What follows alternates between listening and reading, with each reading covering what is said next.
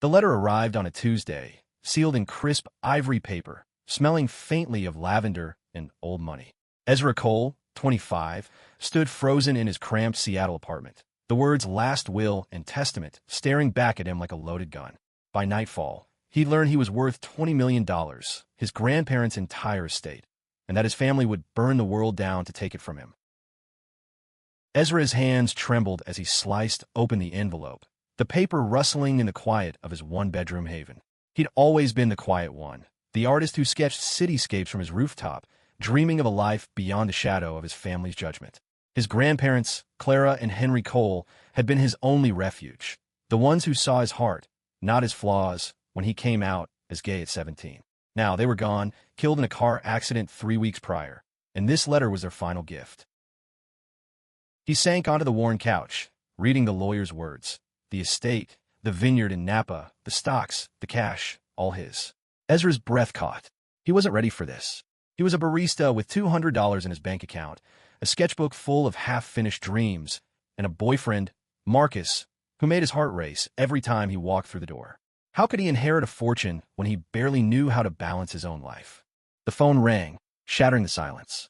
It was his mother, Diane, her voice sharp as broken glass. "Ezra, we need to talk about the will." Now, he hadn't spoken to her in 2 years, not since she called his relationship with Marcus a phase at Thanksgiving. Her tone now was different, calculated, almost predatory. "The family's coming to Seattle. We're meeting at the lawyer's office tomorrow." Ezra's stomach twisted. His family, Diane, his older sister Rachel, and his uncle Greg, had never hidden their disdain for him. Growing up in their conservative Portland suburb, he'd been the odd one out, the kid who preferred painting to football, who loved boys instead of girls. His grandparents had shielded him, whisking him away to their Napa vineyard every summer, where he could be himself. Now, without them, he felt exposed, like a deer in a hunter's scope. Marcus walked in, dropping his leather jacket on the chair. At 27, he was all sharp edges and quiet strength, a mechanic with a past he didn't talk about and eyes that saw right through Ezra's walls. "What's wrong?" he asked, reading Ezra's face like a book. Ezra handed him the letter, his voice barely above a whisper. "They left me everything." Marcus's eyes widened as he scanned the page, then softened. "Holy shit, Ez, this is huge." He pulled Ezra into a hug, his warmth grounding. "But you're freaking out.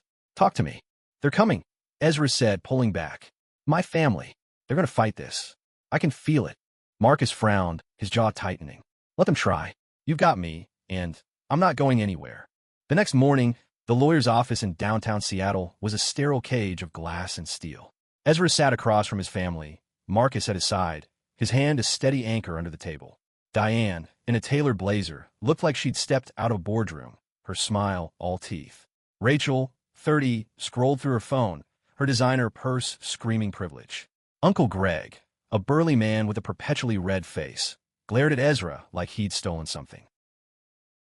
The lawyer, Ms. Harper, a woman with gray streak hair and a no-nonsense demeanor, cleared her throat.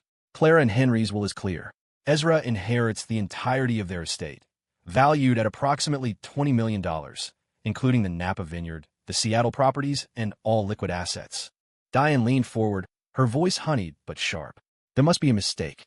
My parents would never leave everything to him." She didn't look at Ezra, but the word carried years of resentment. Rachel chimed in, her tone dripping with condescension. "He's not even responsible enough to handle this. He's a barista, for God's sake. I run a marketing firm. I could manage the vineyard." Greg slammed a fist on the table. "This is bullshit. I worked for them for years. I deserve a cut." Ezra's heart pounded, but Marcus squeezed his hand, grounding him. Ms. Harper raised a hand. "The will is ironclad. Clara and Henry were explicit. Ezra is the sole beneficiary." Diane's smile didn't falter, but her eyes were cold. "We'll see about that." That night, Ezra couldn't sleep. He stood on a rooftop, sketching the Seattle skyline, the Space Needle a distant beacon. Marcus joined him, wrapping an arm around his waist. "You don't owe them anything," Marcus said. "This is yours. They can't take it." But Ezra wasn't so sure.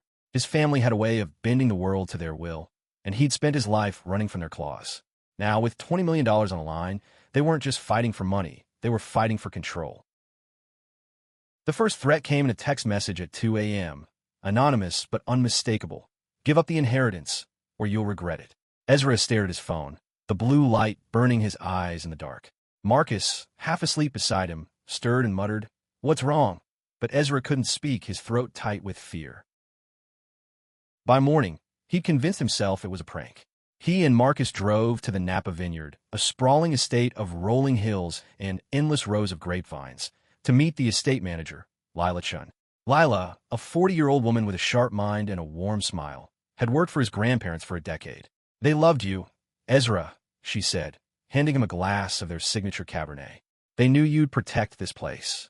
Ezra wandered the vineyard, his sketchbook tucked under his arm, imagining his grandparents' laughter echoing through the rows. Marcus trailed behind, his boots crunching on the gravel. "This place is incredible," he said, his voice soft with awe. "You could build a life here." Ezra turned to him, the sunlight catching Marcus's dark eyes. "With you?" he asked, half joking, but Marcus's smile was serious. "Always." Their moment was shattered by the roar of an SUV pulling into the driveway. Diane stepped out, flanked by Rachel and a man Ezra didn't recognize, a lawyer, judging by his suit and smug expression. "Ezra," Diane called, her voice cutting through the warm air. "We need to talk." The lawyer, Mr. Vance, wasted no time. "We're contesting the will. There's evidence your grandparents were coerced into changing it in your favor." Ezra's heart sank. "That's a lie. They loved me. They chose me." Rachel smirked. "You? The kid who ran off to play artist? They were old, Ezra. You manipulated them." Marcus stepped forward, his voice low and dangerous. "Watch your mouth, Rachel."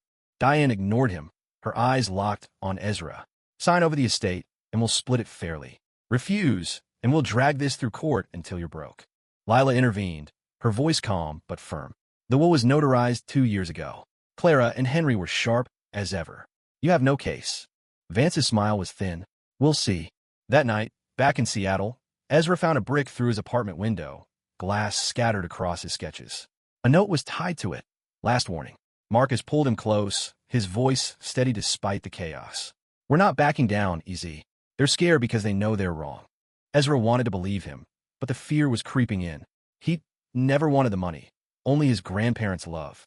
Now, that love had painted a target on his back. Over the next week, the pressure mounted. Diane called daily, her tone shifting from threats to fake concern. "We're family, Ezra. We just want what's fair." Rachel posted cryptic messages on social media, hinting at a family betrayal, that had Ezra's phone buzzing with questions from old acquaintances. Greg showed up at the coffee shop where Ezra worked, looming over the counter, demanding he do the right thing. Marcus was his rock, but even he couldn't stop the nightmares. Ezra dreamed of his grandparents, their faces fading as his family's voices grew louder, accusing him of theft, of betrayal.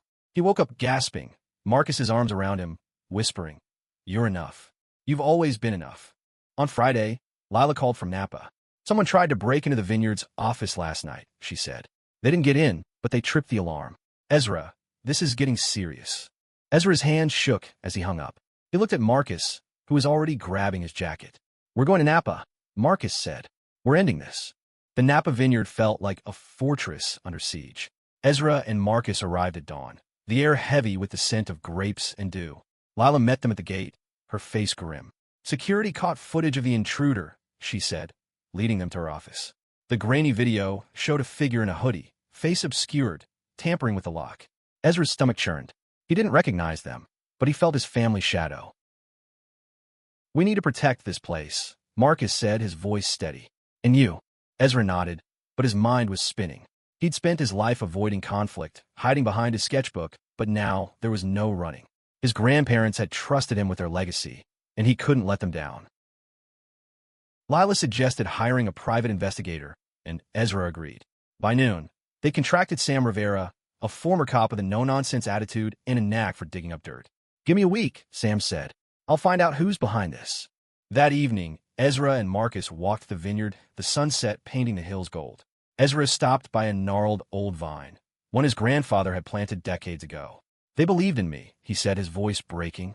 "Why is it so hard to believe in myself?" Marcus took his hand, his touch warm and sure. "Because you spent your life being told you're not enough. But you are easy. You're everything." Ezra kissed him, the world fading to just the two of them, the vineyard a silent witness to their love. For a moment, he felt invincible. But the moment shattered when his phone buzzed with another anonymous text. "You can't hide forever." Sam's investigation moved fast. By day 3, he had a lead. Your Uncle Greg's been meeting with a shady lawyer in Portland, he reported. Guy's got a history of forging documents. They're building a case to claim your grandparents were mentally unfit. Ezra's blood ran cold. That's a lie. They were sharper than all of us. Sam nodded. I know, but lies can win in court if you don't fight back. Marcus suggested they go public. Your family's banking on you staying quiet. Tell your story. Let people know who Clara and Henry really were. Ezra hesitated. He'd spent years hiding his truth, afraid of judgment. But Marcus was right. Silence was a weapon his family wielded, and he was done letting them control the narrative. He contacted a local Seattle journalist, Mia Torres, who ran a popular blog about underdog stories. Over coffee, Ezra poured out his heart, his love for his grandparents, their acceptance of him, the threats from his family. Mia listened, her eyes kind but sharp. This is bigger than you, she said. This is about family, greed, and standing up for what's right. Let me tell it. Her article went live 2 days later, titled A Grandson's Fight for His Grandparents' Legacy. It spread like wildfire, shared across social media, sparking outrage and support. Strangers left comments. Stand strong, Ezra. Don't let them take what's yours. For the first time, Ezra felt seen, not as the outcast, but as someone worth rooting for. But the victory was short-lived. Diane called, her voice shaking with rage. You think you can humiliate us? You'll regret this. The line went dead, and Ezra's heart pounded. He looked at Marcus, who was already dialing Sam. We need to move faster, Marcus said. They're not stopping. The article changed everything, and nothing. Ezra's phone buzzed constantly with messages of support, but the threats didn't stop. A fire broke out in a storage shed at the vineyard, caught just in time by Lila's quick thinking. The fire department called it arson. Ezra's family denied involvement, but Sam's investigation pointed to Greg's shady lawyer, who'd been seen in Napa the night of the fire. Ezra felt like he was drowning. He and Marcus moved into a small cottage on the vineyard, hoping distance from Seattle would keep them safe. But the vineyard, once a sanctuary, now felt like a battleground. Every creak in the night made Ezra jump, every shadow a potential threat. Marcus was relentless, checking security cameras, reinforcing locks, and working with Lila to keep the vineyard running. We're not losing this, he told Ezra one night, his voice fierce. This is your home. They don't get to take it. Ezra clung to Marcus's strength, but doubt gnawed at him. Was he strong enough to fight this? His grandparents had seen something in him, but all he felt was fear. He spent hours sketching, pouring his emotions onto paper. Portraits of Clara and Henry, their smiles warm and proud, grounding him when the world felt like it was crumbling. Sam called with a breakthrough. About proof, he said. Your uncle's lawyer paid a guy to forge a second will, claiming it predates the one naming you. It's a sloppy job, timestamps don't match, and the notary's fake. We can bury them with this. Ezra's relief was tempered by dread. They'll just try something else, he said. They always do. Sam's voice was grim. Maybe, but we're ready. The next day, Ezra and Marcus met with Ms. Harper, who laid out their options. We can file a countersuit, she said. Expose their fraud and shut this down for good. But it'll be ugly. They'll drag your personal life through the mud. Your relationship, your past, everything. Ezra glanced at Marcus, whose jaw was set. Let them, Marcus said. We've got nothing to hide. Ezra nodded, his heart racing. Do it. The countersuit was filed that afternoon, accusing Diane, Rachel, and Greg of fraud and harassment. Mia's blog ran a follow-up, detailing the forged will and the family's tactics. Public support grew, but so did the backlash. Rachel took to social media, painting Ezra as a greedy manipulator who'd stolen the inheritance.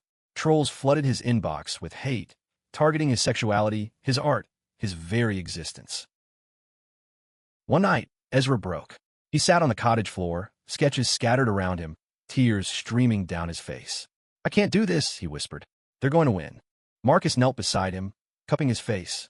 They win if you give up. You're stronger than them, EZ. You always have been. Ezra leaned into him, their foreheads touching. I don't feel strong. You don't have to feel it, Marcus said. Just keep going. I got you. The next morning, Ezra woke with a new resolve. He wasn't just fighting for the money. He was fighting for his grandparents' trust, for the life he and Marcus could build, for the right to be himself. He called Mia. I want to tell the whole story, he said. Every detail. No holding back. Mia's interview was a reckoning. Ezra sat in her small Seattle studio, the camera rolling, and told the world his truth. Growing up in a family that rejected him, finding solace in his grandparents, falling in love with Marcus. He spoke of the threats, the brick, the fire, the forge will. His voice shook, but he didn't stop. "This isn't about the money," he said, tears in his eyes. "It's about honoring the two people who loved me when no one else did." The video went viral. Support poured in, donations for legal fees, messages from strangers who'd faced similar battles. But Diane doubled down, filing a defamation lawsuit against Ezra, claiming he'd slandered the family. Rachel's social media posts grew vicious, accusing Ezra of fabricating the threats. Greg stayed silent, but Sam's sources confirmed he was still pulling strings behind the scenes. Ezra and Marcus returned to Napa, where Lila had rallied the vineyard staff to keep operations running. "This place is yours," she told Ezra. "We're with you." The workers, a diverse crew who'd loved Clara and Henry, became Ezra's extended family, their loyalty a shield against his family's attacks. One evening, as Ezra and Marcus sat on the cottage porch, watching the stars, Ezra opened his sketchbook. He'd drawn a new piece. Him and Marcus, hands entwined, standing in the vineyard, his grandparents' faces in the clouds above. "This is what I'm fighting for," he said, showing Marcus. "Us. Them. This." Marcus kissed him, slow and deep. "We're gonna win, easy. I promise." But the fight was far from over. Sam uncovered a new plot. Diane had hired a hacker to access Ezra's bank accounts, aiming to drain the initial inheritance disbursements. The hacker was sloppy, leaving a digital trail that Sam traced to a Portland IP address. Ms. Harper filed for an injunction, freezing Diane's assets pending investigation. The courtroom loomed.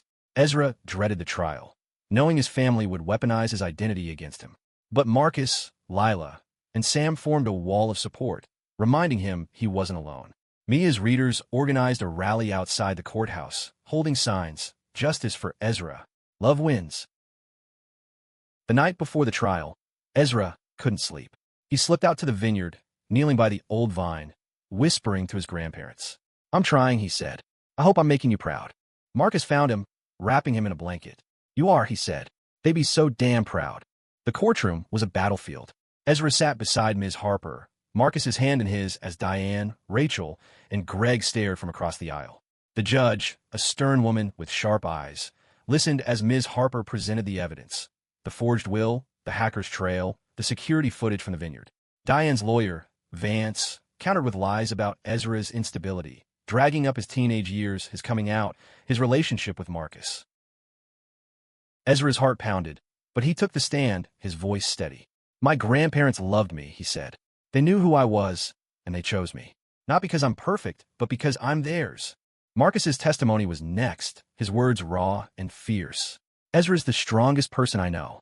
He's fighting for what's right, not just for himself, but for the people who believed in him." The courtroom was silent, the weight of their love undeniable.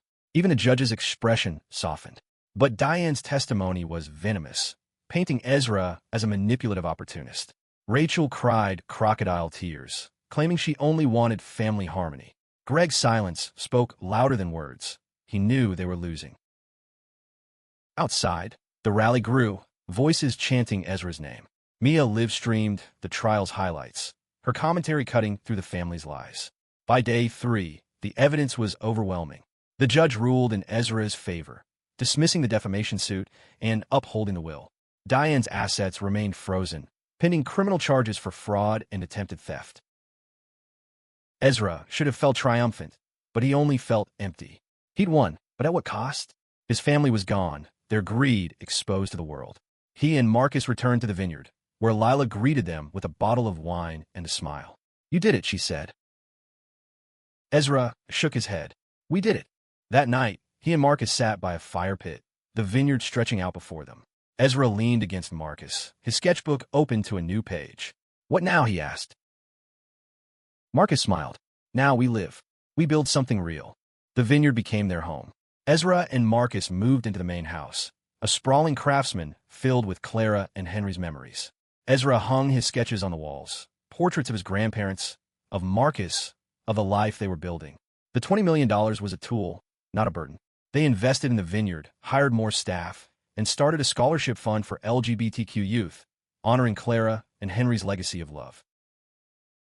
Diane, Rachel, and Greg faced charges, their reputations in tatters. Ezra didn't gloat. He mourned a family they could have been. But he had a new family now: Marcus, Lila, the vineyard crew, and the community that had rallied around him. One spring evening, Ezra and Marcus stood in the vineyard, the air sweet with blooming grapes. Ezra pulled out a ring, his hands shaking. "I don't want to do this without you," he said. "Marry me." Marcus's eyes shone with tears as he nodded, pulling Ezra into a kiss that felt like a promise. The vineyard staff cheered from the porch, Lila popping a bottle of champagne. Ezra's sketches grew bolder, his art shown in Seattle galleries, telling stories of love, loss, and resilience. He and Marcus hosted weddings at the vineyard, offering a sanctuary for couples who'd faced their own battles. Each event was a reminder: love could win, even against the darkest odds. Years later, Ezra stood by the old vine, now thriving under his care. He touched its gnarled bark, feeling his grandparents' presence. "Thank you," he whispered. Marcus joined him, their hands entwined, the sunset painting the hills gold. The money had never been the point. It was about trust, about love, about standing tall in a world that tried to tear you down. Ezra had fought for his grandparents' legacy and found his own.